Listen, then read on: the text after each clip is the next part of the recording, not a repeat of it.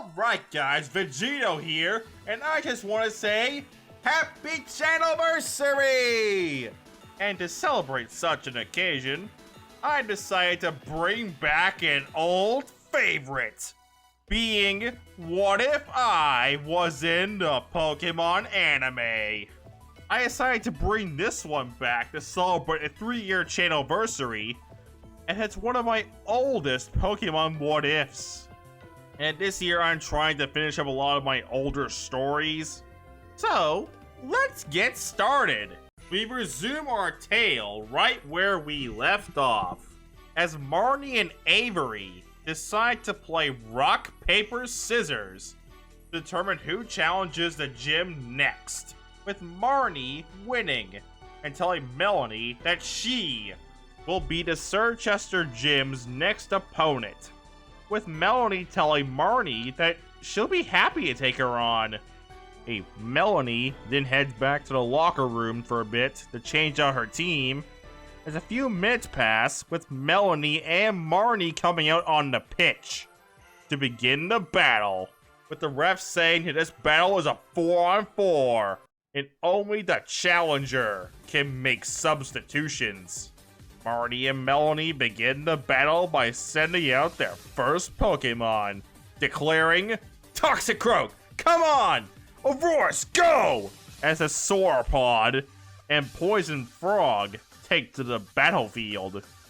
And right when Aurorus arrives on the battlefield, Aurorus' Snow Warning ability activates, causing hail to start falling onto the battlefield.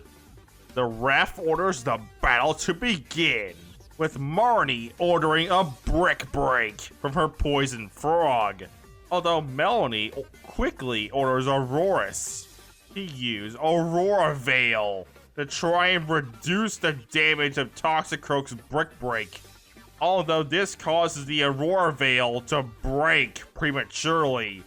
Melony then tells Aurorus to go on the offensive and use Psychic, managing to blast the Poison Frog with psychic energy, causing massive damage.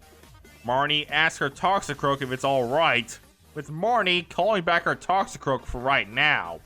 Marnie then grabs a second ball, declaring, Pongyard, come on!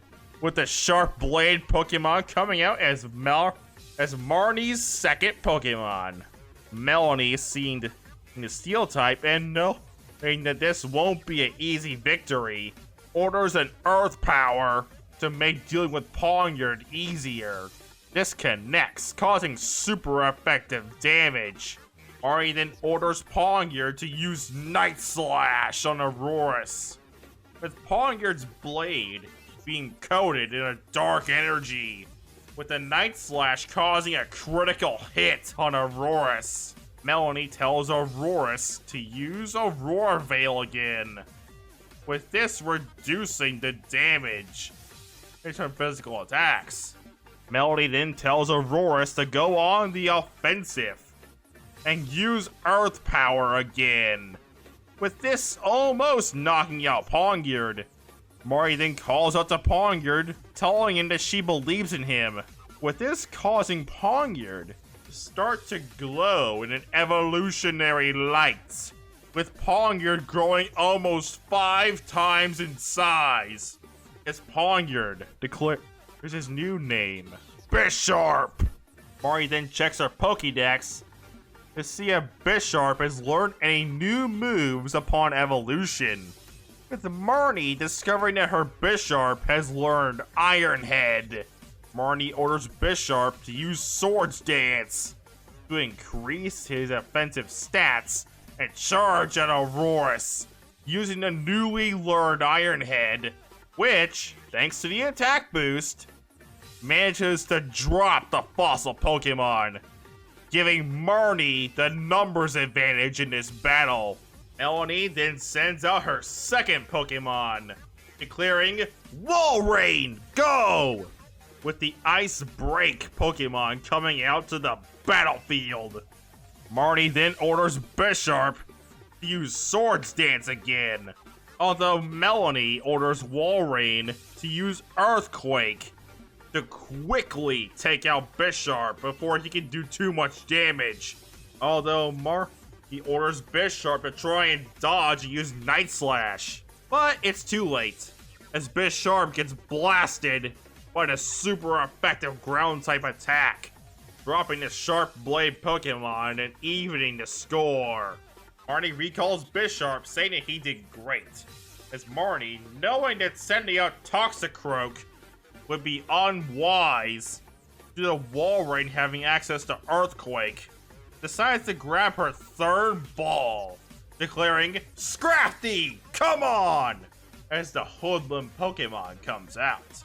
Marnie orders Scrafty to use Brick Break, with Scrafty managing to deal super effective damage, although Walrein manages to tank the hit due to its bulk. Marnie then tells Scrafty to not let up and use Thunder Punch along with Brick Break, with Walrein being almost knocked out and paralyzed. Melony tells Walrein to get back up, although Marnie tells Scrafty to quickly knock out Walrein with one last Thunder Punch, with this being enough to drop the Walrus and give Marnie back the lead. Melony recalls Walrein and prepares to send out her third Pokemon as the hail wears off, declaring, "Frostmoth, go!" with the Icy Moth coming out to the battlefield. Marnie then thinks to herself, "This is one of the Pokemon that they use against Vegito. Since I've seen it in battle, that means I can strategize against it." Marnie then recalls Scrafty and sends out one of her other Pokemon, declaring, "Toxicroak, come on!" with Toxicroak still feeling a bit of fatigue from its battle with Aurorus. Although for Marnie's sake, it decides to keep fighting. Marnie then tells Toxicroak to use Poison Jab, with this managing to do decent damage. Marnie then tells Toxicroak to not let up and use Rock Slide, with this going to cause massive damage to Frostmoth, dropping the Icy Moth and taking Melony down to 1. Melony then recalls Frostmoth, saying that she's very impressed with Marnie's battling skills, and that she wouldn't expect any less from the sister of Piers. Melony then grabs her final ball and declares, "Lapras, go!" as the transport Pokemon takes to the battlefield. Melony then takes the first move by ordering Lapras to use Psychic on Toxicroak, dropping the Toxic Frog and decreasing Marnie's lead. Marnie then grabs another ball, declaring, "Scrafty, come on!" with the hoodlum Pokemon coming back out. Marnie orders Scrafty to use Thunder Punch, although Melony orders Lapras to use Ice Beam to freeze Scrafty in place, allowing Lapras to strike Scrafty with a powerful Surf attack. Marnie tells Scrafty to try and break itself out of the ice with Brick Break and attack Lapras with Thunder Punch, causing super effective damage. Melony then orders Lapras to use a combo move between Hydro Pump and Thunderbolt, first causing Scrafty to be soaked and be turned into a massive lightning rod in the process, cooking Scrafty and evening the score. Marnie only has one Pokemon left, as Marnie asks her Morpeko to jump into battle. Marnie then orders her partner to use Thunderbolt on Lapras, causing super effective damage. Ellie then recalls Lapras and activates her Dynamax band, telling Marnie, "Even if it cracks, ice is still ice! I'll show you what I mean! Lapras Gigantamax!" As Melony's Lapras grows to the size of a skyscraper, with Melony ordering Lapras to blast Morpeko with a G-Max Resonance. Marnie tells Morpeko to use his smaller size to dodge the attack and fire back with the Aura Wheel, causing super effective damage. Marnie then tells Morpeko not to let up and blast Lapras with multiple Thunderbolts. managing to drop Lapras and giving Marnie the win. Vegito and Avery then arrive on the battlefield to congratulate their friend, as Melony approaches our trio, giving Marnie the Ice Badge. Melony then tells Avery that unfortunately he will have to wait until the next day for their battle, as Vegito then says, "Wait a minute, aren't there two different gym leaders for this gym?" With Melony proceeding to tell the black-haired boy that the other gym leader is her son, Gordy, and that unfortunately the two of them aren't exactly on speaking terms. And last time she heard, Gordy was off in the faraway Paldea region, trying to become a stronger rock-type trainer, and that she wishes he would come home already.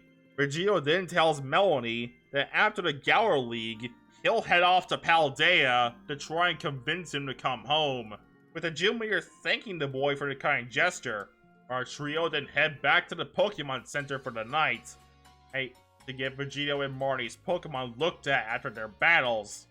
And the next day, after breakfast, our trio head back to the Sirchester Gym for Avery's gym battle with Melony, with Vegito offering Avery a fist bump as a sign of good luck, with the blonde boy returning the gesture. Avery then heads off to the locker room to prepare for the battle, as Vegito and Marnie head to the spectator stands. Avery and Melony then arrive on the battlefield as the ref announces that this battle will be a 3-on-3. Avery and Melony then grab their first balls, declaring, "Rapidash, go! Darmanitan, go!" as the battle begins, with Melony ordering Darmanitan to use Flare Blitz, although Avery orders Rapidash to dodge as best as he can, with Darmanitan's Flare Blitz missing its mark. Avery then orders Rapidash to go on the offensive and blast Darmanitan with Mystical Fire, causing super effective damage. Melony tells Darmanitan to use Icicle Crash to try and hit Rapidash, although Avery orders Rapidash to use Psychic to hold the icicles in place and fire them back at Darmanitan. Although Melony puts a stop to this by ordering her Flare Blitz, melting the icicles and hitting Rapidash for a lot of damage. Although Darmanitan takes some recoil damage in the process. Avery then asks his mystical horse if he can continue, with Rapidash managing to blast Darmanitan with a mystical fire, causing massive damage to Darmanitan, with this taking Darmanitan down to a knee. Avery tells Rapidash not to let up and fires off a psychic attack at Darmanitan, dropping the Ice Ape and taking Melony down to 2. Melony recalls Darmanitan, taking it for a job well done, as she sends out her second Pokemon, declaring, "Weavile, go!" as the icy Weasel appears on the battlefield. Avery then orders Rapidash to blast Weavile with a mystical fire, although Melony tells Weavile to use its superior speed to dodge and hit Rapidash with a poison jab, causing big damage and a purple rash to appear on Rapidash's face, putting Rapidash on the clock due to it being poisoned. Avery tells Rapidash to attack with Dazzling Gleam, hitting Weavile for big damage, as Melony tells Weavile to use Poison Jab in combination with Shadow Claw, dropping Rapidash to even the score.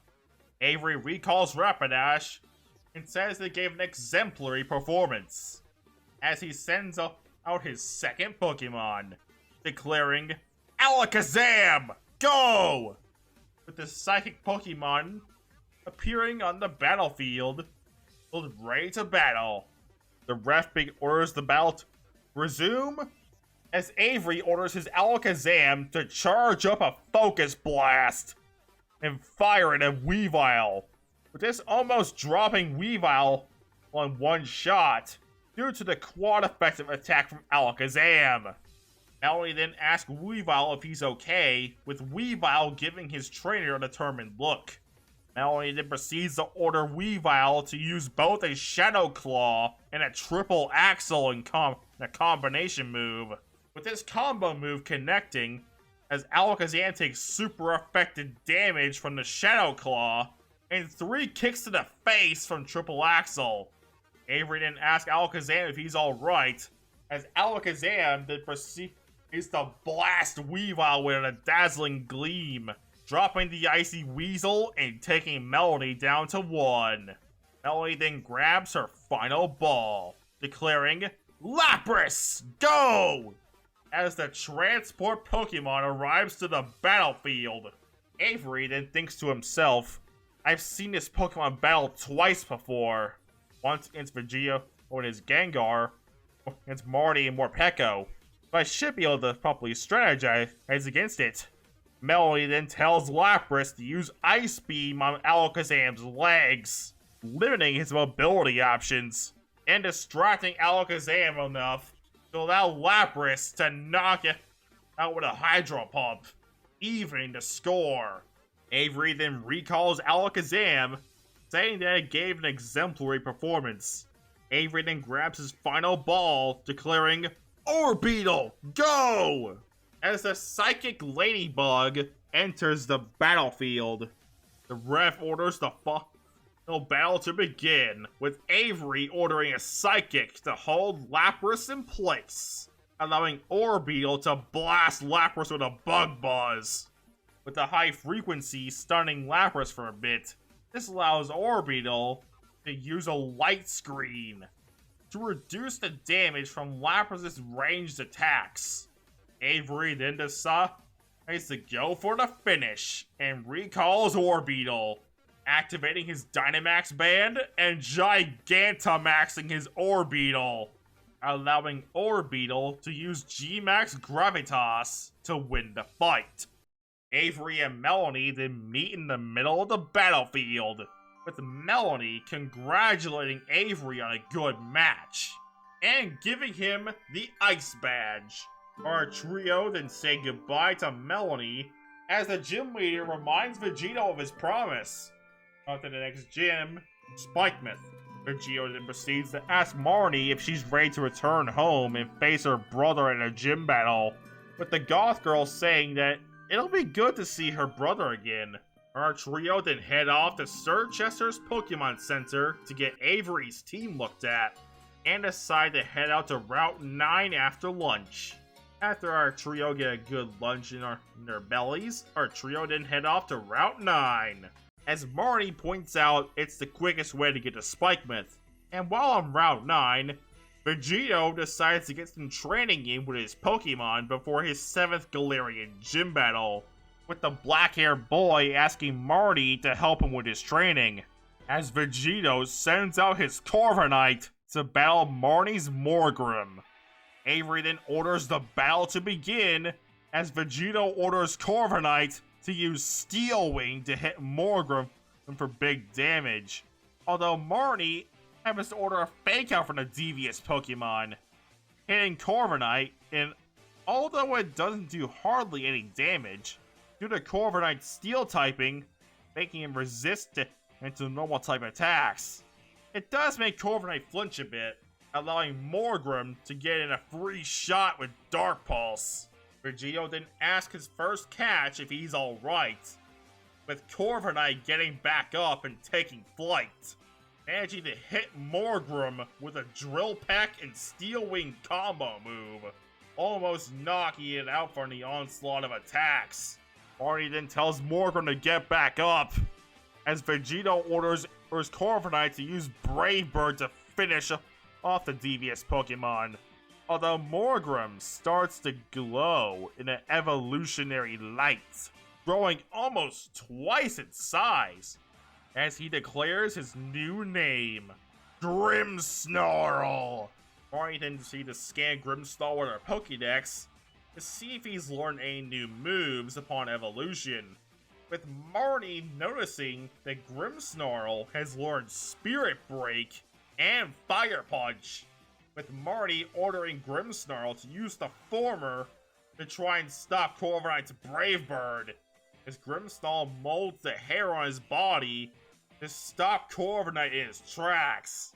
With this working and allowing Grimmsnarl to blast Corviknight with a point-blank Dark Pulse. Corviknight almost falls, although Corviknight uses Steel Wing to try and get free. Although this allows Grimmsnarl to punch Corviknight in the face with a Fire Punch, almost knocking him out. Vegito then says that he's really excited for this battle, with Marnie saying the same, as she orders a Spirit Break and Fire Punch combo for Grimmsnarl, as Vegito orders Corviknight to use Brave Bird one more time, with the attacks colliding and causing a double knockout. Vegito recalls his Corviknight, saying that Corviknight was amazing out there, as our trio then decides to get back on the road, with Marnie saying that she wants to get back to Spikemuth before nightfall. A few hours pass with our trio managing to get to Spikemuth, with Marnie saying that she'll show the boys around her hometown, as our trio decide to stay at Marnie's for the night and have their gym battles the next day, as Marnie decides to warn the two boys about Piers' usage of Dark-type Pokemon, with her telling Avery in particular that he'll be at a disadvantage due to his usage of Psychic types. Although the blonde boy points out that he taught a few of his Pokemon Fairy-type moves to counter such a weakness. Next day, Marnie takes Vegito and Avery to the gym battlefield and introduces her friends to her brother Piers. Piers then proceeds to ask our trio which of them he'll have to battle first, as Vegito steps up, saying that he's been itching for a good battle, with Piers saying that this will be a test to see if the black-haired boy will be as good enough for his sister, with the two boys agreeing to a 4v4. Marnie and Avery then go over to the spectators section of the gym, as Vegito and Piers begin their battle by sending out their first Pokemon, declaring, "Scrafty, let's rock! Hey, let's do this!" With the Raven and Hoodlum appearing on the battlefield. The ref orders the battle to begin as Vegito orders Corviknight to fly up, although Scrafty uses a fake out, causing Corviknight to flinch. Corviknight gets back up as Vegito orders Corviknight to use the Steel Wing and Drill Peck combo to use against Marnie, with Scrafty taking this super effective hit. Piers tells Scrafty to get back up and use Thunder Punch, with this hitting Corviknight for big damage. Corviknight then falls out of the sky as Vegito runs onto the battlefield to catch his second capture, with Vegito asking his flying type if he can continue, as Corviknight squawks out a sign of determination, with Corviknight proceeding to fly back up. Vegito then tells Corviknight to use Brave Bird to finish the fight quickly, with Scrafty taking the full force of the Brave Bird, getting knocked out in the process and taking Piers down to 3. However, Corviknight then takes a bit of recoil damage from the Brave Bird. Piers then recalls Scrafty, saying he did his best, as Piers then grabs his second ball, declaring, "Skuntank, let's rock!" As the skunk Pokemon drops onto the battlefield. Piers then orders Skuntank to use Flamethrower to finish off Corviknight, as Skuntank fires a jet of flames at the armored Raven, with this hitting Corviknight for big damage, almost knocking him out. Vegito then asks Corviknight if he's okay, with Corviknight getting back up before being consumed in flames for a second as a sign of a burn. Corviknight takes back to the sky as Vegito orders Corviknight to use Drill Peck again, although Piers uses this to his advantage and orders Skuntank to spray some gas as a makeshift smokescreen, affecting Corviknight's sight, allowing Skuntank to use Flamethrower again, igniting the gas and dropping the armored Raven to even the score. Vegito then recalls his Corviknight, saying that he was amazing out there. Vegito then grabs the ball of one of his oldest Pokemon, declaring, "Dreadnought, let's do this!" As a snapping turtle Pokemon enters the battlefield.